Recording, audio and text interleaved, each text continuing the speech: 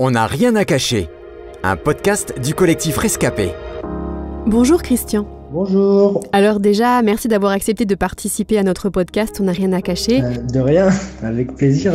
Aujourd'hui, nous allons prendre quelques minutes pour parler d'un sujet qui fait couler de l'encre depuis des millénaires, puisque nous allons parler de religion.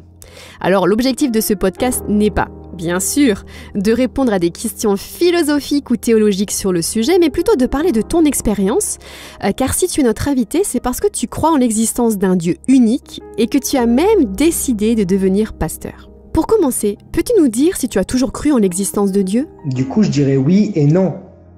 J'ai toujours cru que Dieu avait fait la terre, qu'il avait fait les hommes, tout ça. Ça me paraissait naturel en fait, donc je me suis jamais questionné sur ce point-là, mais je m'étais jamais questionné sur le rapport de l'homme à Dieu, le rapport de Dieu à l'homme, et j'ai commencé à avoir cette question dans ma tête, qui est Dieu ? Cette question qui ne me quittait plus, qui habitait mes pensées, on va dire, et au point que j'ai téléchargé la Bible en 2013 sur mon ordinateur, et c'est en la lisant que j'ai été convaincu de l'existence de Dieu. Alors certains affirment que la religion, c'est pour les faibles. Dirais-tu que ta foi t'a rendu plus fort ? Je pensais auparavant que la foi, c'était une étiquette liée à l'origine. Par exemple, tu es français, espagnol, donc tu es chrétien, tu es algérien, tunisien, tu es musulman, voilà, que c'était lié à l'origine. Je pensais également fortement que la foi c'était une béquille pour rassurer les faibles et que lorsqu'on avait de la connaissance, qu'on était suffisamment aisé, etc., on n'avait pas besoin de la foi. Mais la vérité, c'est qu'on a tous besoin de Dieu, on a tous besoin de foi. On se croit fort souvent, alors que la vérité, c'est que l'homme est faible et limité. Et lorsqu'on touche à ses limites, à un moment donné dans notre vie, on touche nos limites. Et là, on est face à un dilemme. Soit être désespéré, parce que l'humain a ses limites, soit laisser Dieu, qui lui peut tout, agir. Et lorsque j'ai été face à ce genre de dilemme-là, il m'a donné la force, Dieu, pour m'occuper par exemple de ma mère qui était malade, de l'accompagner jusqu'au bout dans la maladie, jusqu'à ce qu'elle meure, jusqu'à ce qu'elle parte. Et je peux dire que je n'y serais pas arrivé sans lui. D'autres personnes affirment, et je l'ai déjà entendu, je suis croyant mais pas pratiquant. Alors qu'est-ce qu'ils entendent par être pratiquant ? Et selon toi, pourquoi est-ce qu'ils disent ça ?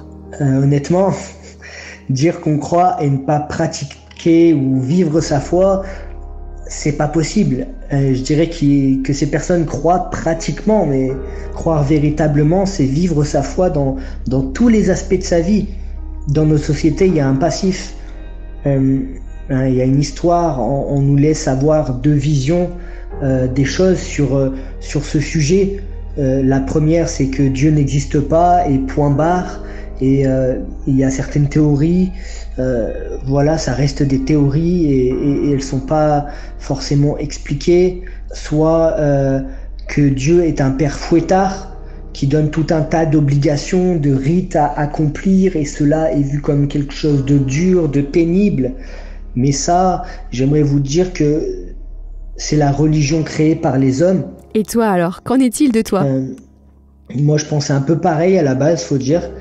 Mais lorsque j'ai lu la Bible, il s'est passé quelque chose. Dans la Bible, Dieu est décrit comme un père bienveillant, un père qui aime sa créature, un père qui veut une relation de proximité avec elle, qui ne veut pas que son fils se fasse du mal. Donc du coup, il va lui donner des instructions, etc. Alors quand j'ai découvert ce père-là, il est entré dans mon quotidien et il a transformé ma vie pour le meilleur. Donc un croyant est forcément pratiquant, pour revenir sur la question précédente. De nos jours, on entend beaucoup parler d'endoctrinement, de sectes, d'extrémisme religieux, et on le sait, toutes ces dérives amènent les personnes à se méfier de plus en plus des religions.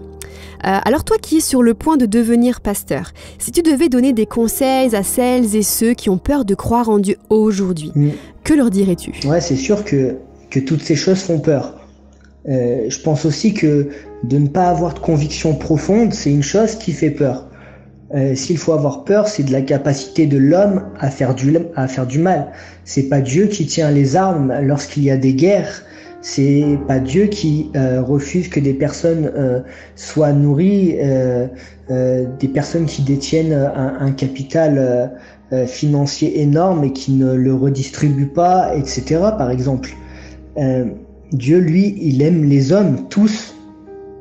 Aujourd'hui, il y a un autre problème, c'est qu'on voit une vidéo de quelques minutes ou une émission de télé et on croit tout connaître sur un sujet. C'est hyper chaud. C'est comme ça que certaines personnes passent à côté de la vérité, ont des préjugés sur les autres d'ailleurs. C'est comme ça qu'il y a également des personnes qui finissent dans des sectes.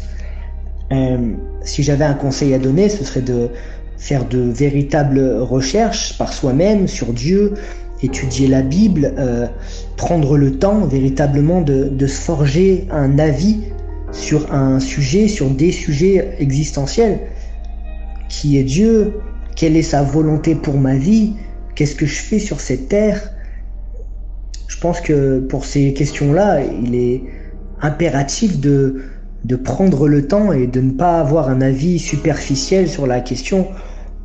Voilà, donc si j'avais un conseil à donner à ce niveau-là, c'est de creuser le sujet, de ne pas s'arrêter à un « on m'a dit » ou à l'avis d'une personne quelconque autour de moi, mais d'aller en profondeur, d'étudier les textes, etc. Un grand merci, Christian. Merci à toi d'avoir pris le temps de faire cette interview avec moi. À bientôt. C'était On n'a rien à cacher, un podcast du collectif Rescapé, produit par Trésor Média.